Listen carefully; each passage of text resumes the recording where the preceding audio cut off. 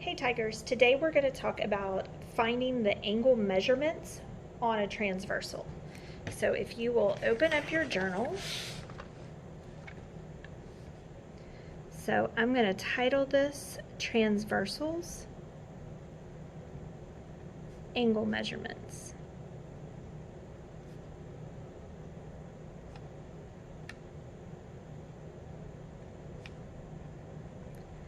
Okay, and this is going to take in basically everything that we have covered so far.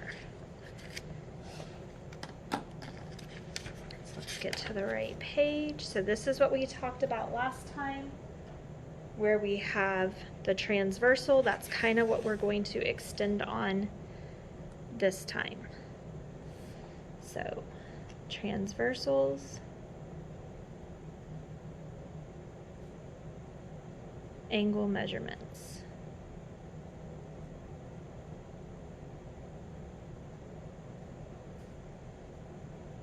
Okay. All right, so we're going to start off by just drawing a transversal.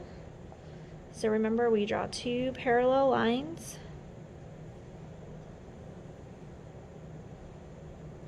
With another line intersecting. That's the transversal.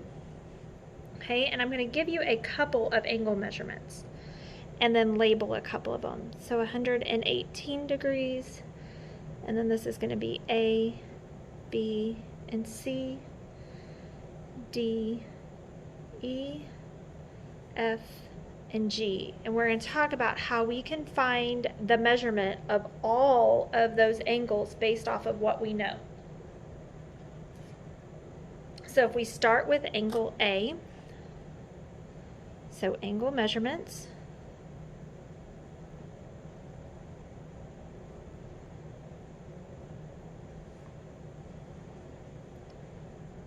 Okay, so angle A. Angle A and the 118 that they gave us are supplementary. Okay, so these are supplementary. So we would do 180 minus 118, which gives us 62 degrees. Okay, so we would know that angle A is 62 degrees.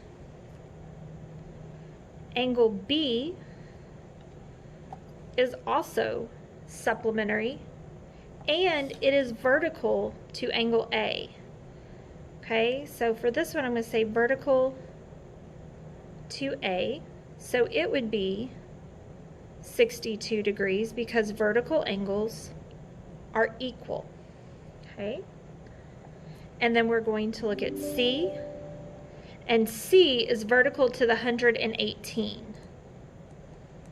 Okay, so vertical to the 118, so it would be 118 degrees.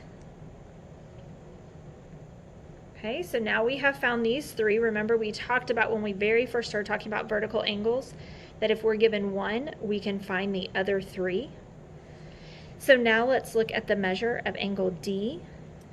Okay, so remember that D corresponds, they're in the same location, so it corresponds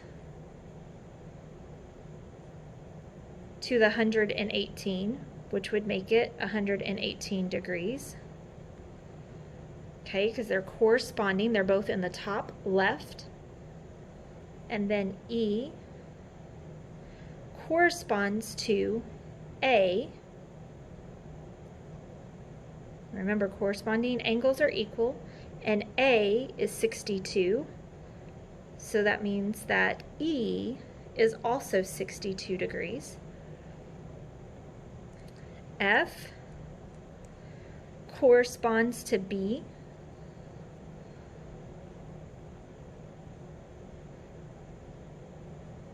It is also vertical with E. Okay, so either of those would be enough for you, and B is 62, so it is 62 degrees. And G corresponds to C. Okay, they're both in the bottom right. So it corresponds to C. and C was 118. So that means that this one would also be 118 degrees. Okay, G also happens to be vertical from D, so they would be equal, and D was 118. Okay, now sometimes these are given to you in a way that is not quite so obvious. You have the equations. So make sure that you use your same information if you were to be given an expression and have to solve for a transversal using an expression. Okay, so same thing like we did on Monday, okay, when we did our practice problems, and you should have your worksheet with all of those 10 practice problems. It's also loaded in Canvas. All right, you should be able to answer the questions in your assignment for today. Have a great day. See you later.